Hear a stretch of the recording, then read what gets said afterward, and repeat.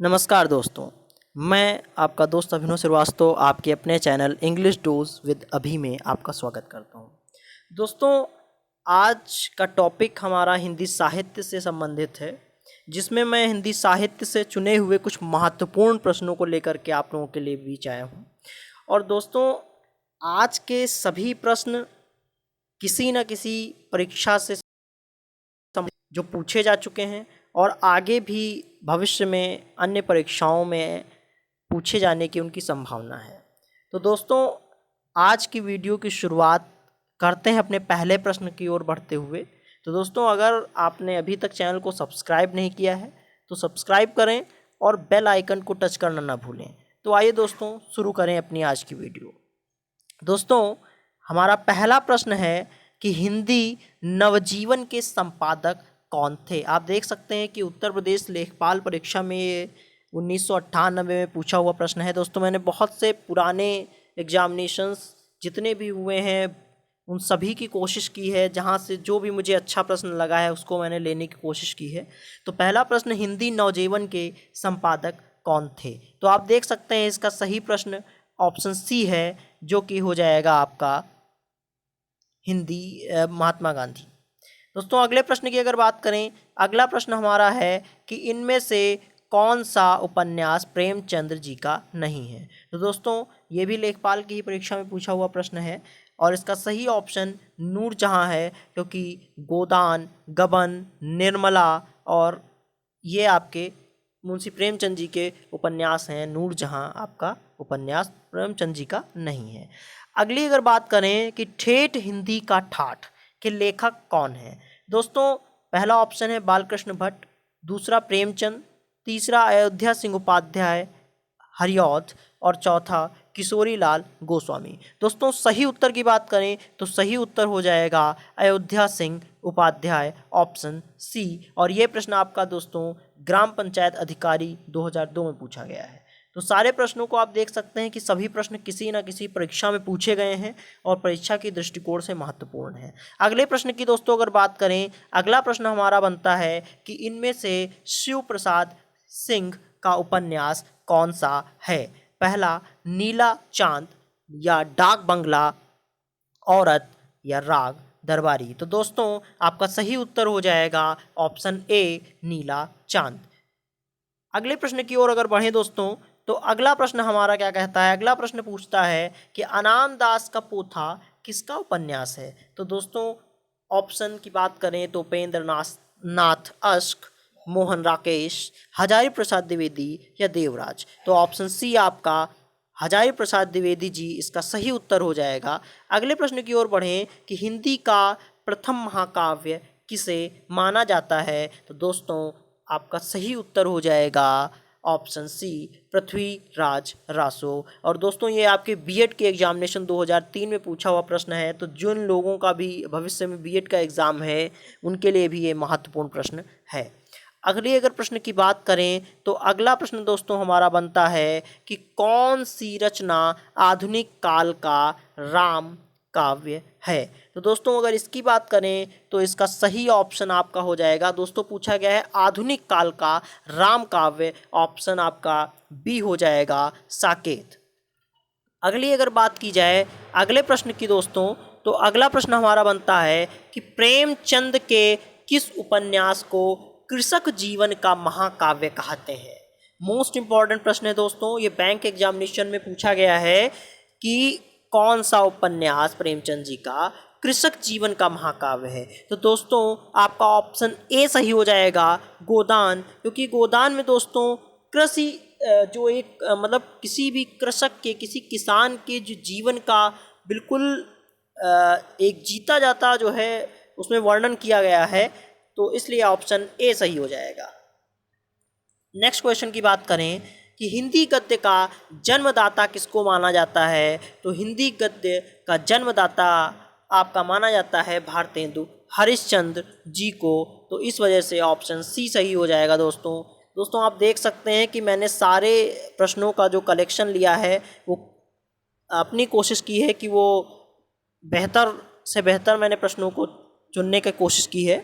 तो आपसे निवेदन है कि अगर आपको वीडियो अच्छी लग रही हो तो प्लीज़ अंत तक वीडियो को देखें, पूरा आखिरी तक देखने की कोशिश करें वीडियो को, और अगर पसंद आ जाए तो शेयर ज़रूर करें ताकि अन्य लोगों तक भी ये पहुंच पाए, और लाइक ज़रूर करें।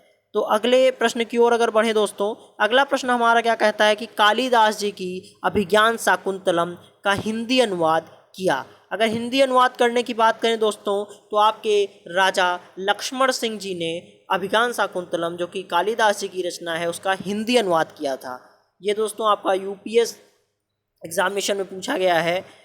अगले प्रश्न की बात करें कि किस काल को स्वर्ण काल कहा जाता है। अगर हिंदी साहित्य के स्वर्ण काल की दोस्तों बात करें, मोस्ट इंपॉर्टेंट प्रश्न है, इसकी संभावना बहुत ज़्यादा है दोस्तों कि स्वर्ण काल की बात करें हिंदी साहित्य के, तो ऑप्शन बी आपका भक्ति काल सही हो जाएगा। अगला प्रश्न देखें कि सूरदास जी के गुरु कौन थे। तो दोस्तों सूरदास जी के गुरु वल्लभाचार्य जी थे, ऑप्शन डी सही है। अगला प्रश्न देखा जाए कि हिंदी प्रदीप के संपादक कौन थे। बालकृष्ण भट्ट, प्रताप नारायण मिश्र, निराला या पंत। तो दोस्तों आपका सही ऑप्शन ए हो जाएगा बालकृष्ण भट्ट, जो कि ग्राम पंचायत अधिकारी 1998 में पूछा हुआ प्रश्न है। अगले प्रश्न की बात करें कि अष्ट छाप के कवि नहीं हैं। आपके ऑप्शन हैं नाभादास, कृष्णदास, परमानंद दास या फिर नंद दास। तो ऑप्शन आपका दोस्तों ए सही हो जाएगा नाभादास, जो कि दोस्तों अष्ट छाप के कवियों में जिनकी गणना नहीं की जाती है, तो नाभादास आपका सही आंसर हो जाएगा। अगले प्रश्न की ओर बढ़ें कि आचरण की सभ्यता किसका निबंध है। महावीर प्रसाद द्विवेदी, सरदार पूर्ण सिंह, रामचंद्र शुक्ल या पद्म सिंह। तो ऑप्शन आपका बी सही हो जाएगा दोस्तों, सरदार पूर्ण सिंह। अगर अगले प्रश्न की ओर बढ़ें, अगला प्रश्न कहता है दोस्तों हमारा कि भूषण किस काल के कवि हैं। वीरगाथा काल, भक्ति काल, आदिकाल या रीतिकाल। तो दोस्तों ऑप्शन आपका सी सही हो जाएगा, रीतिकाल के कवि हैं आपके भूषण जी। अगला प्रश्न है हमारा विनय पत्रिका की भाषा कौन सी है। तो दोस्तों विनय पत्रिका की भाषा की अगर बात की जाए तो भाषा ब्रज भाषा है।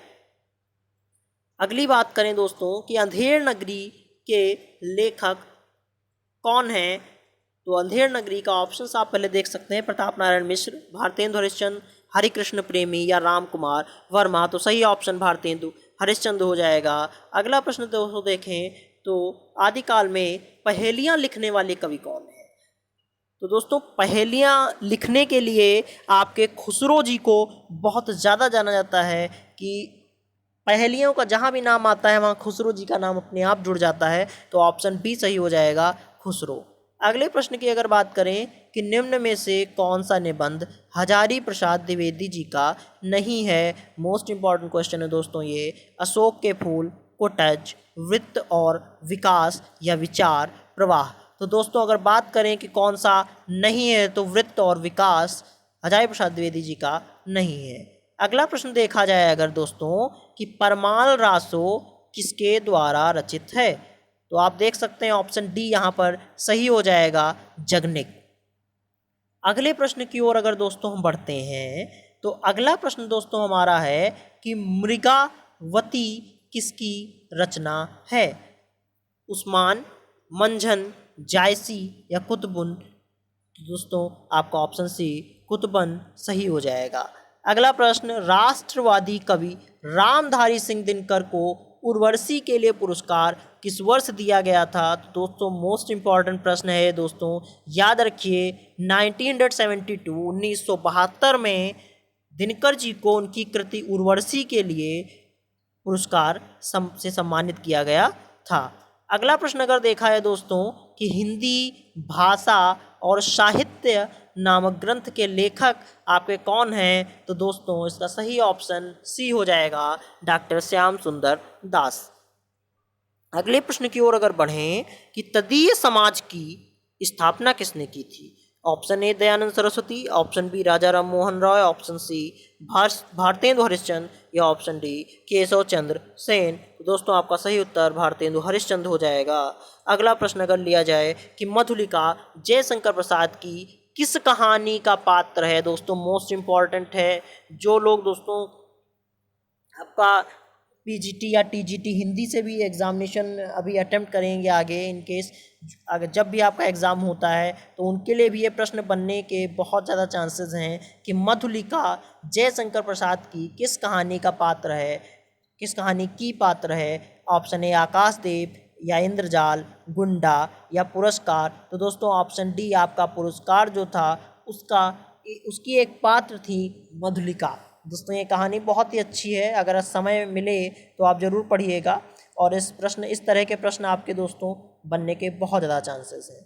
अगला अगर देखा जाए कि आधे अधूरे नाटक के रचनाकार कौन हैं, तो ऑप्शन ए अमृत लाल नागर, मन्नू भंडारी, मोहन राकेश या निर्मल वर्मा। तो ऑप्शन आपका सी सही हो जाएगा, मोहन राकेश जी, जो कि नाटक लिखने के लिए बहुत ज़्यादा जाने जाते हैं, तो उन्हीं का नाम यहाँ पर आ जाएगा। मोहन राकेश जी आधे अधूरे नाटक के रचनाकार हैं। अगला प्रश्न अगर देखें कि अंधा कुआं नाटक के लेखक कौन हैं, option A Mohan Rakesh, option B Vishnu Prabhakar, option C Jagdish Chandra Mathur, option D Lakshmi Narayan Lal. तो देखिए आइए दोस्तों देखते हैं आपका आंसर। ऑप्शन डी आपका सही हो जाएगा, लक्ष्मी नारायण लाल आपका सही ऑप्शन हो जाएगा।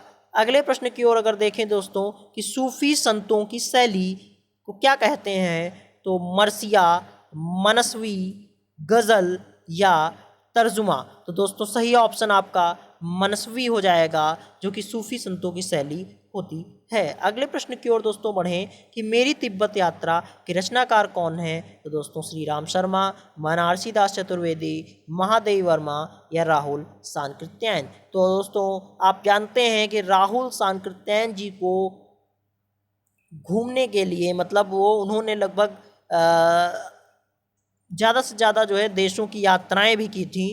तो जब उन्होंने अपनी तिब्बत यात्रा की तो उसी के बारे में दोस्तों उन्होंने एक रचना लिखी, जिसकी जो आप देख सकते हैं कि मेरी तिब्बत यात्रा के नाम से जानी जाती है। तो राहुल सांकृत्यायन जी इसके सही ऑप्शन, इसका जो सही करेक्ट आंसर हो जाएगा वो राहुल सांकृत्यायन हो जाएगा। दोस्तों इन्होंने बहुत सी रचनाएं लिखी और जितनी भी यात्राएं की लगभग सबसे संबंधित जो है इन्होंने रचनाएं लिखी थी। तो अगली बात करें दोस्तों कि मैथिली शरण गुप्त ने नहीं लिखा है।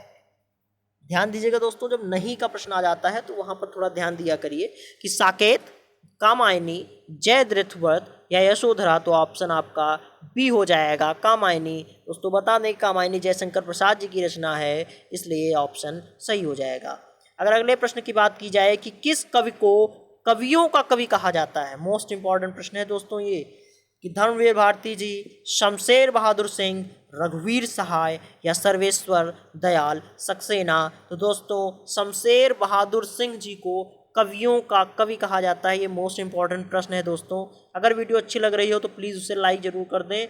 अगला प्रश्न देखें, द्विवेदी युग नामकरण किया गया, किसके नाम पर द्विवेदी युग रखा गया, कि आचार्य जय प्रसाद द्विवेदी, शांति प्रिय द्विवेदी जी के नाम पर, या महावीर प्रसाद द्विवेदी जी के नाम पर, या फिर सोहनलाल द्विवेदी जी के नाम पर। दोस्तों आपको बता दें कि महावीर प्रसाद द्विवेदी जी इसका करेक्ट आंसर हो जाएगा।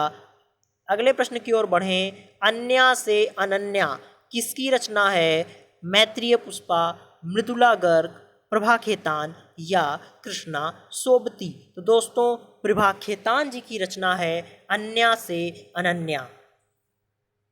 अगले प्रश्न की ओर बढ़ें कि बिहारी जी प्रसिद्ध हैं, किस कारण से प्रसिद्ध हैं, तो पहला ऑप्शन आपका दोस्तों दिया हुआ है कविता, दूसरा सवैया, तीसरा पद या दोहा, चौथे ऑप्शन दोहा। तो दोस्तों अगर बात करें कि सही आपका उत्तर जो हो जाएगा, तो सही उत्तर आपका दोहा के लिए दोस्तों बिहारी दास जी बहुत ज़्यादा फेमस हैं और बिहारी जी को गागर में सागर भरने की उपमा के लिए भी जाना जाता है। उन्होंने दोस्तों आप उनके दोहे पढ़ के देखेंगे तो वो कम शब्दों में बहुत ज़्यादा बात कहने के लिए जाने जाते हैं। तो आपका ऑप्शन डी सही होगा, दोहा। दोस्तों आज की वीडियो मेरी यहीं पर समाप्त होती है और आपसे रिक्वेस्ट है दोस्तों कि अगर वीडियो अच्छी लगी हो तो प्लीज़ आप उसे लाइक ज़रूर करें, शेयर भी करें और अधिक से अधिक लोगों तक पहुंचा करके मेरा सपोर्ट करें। धन्यवाद दोस्तों।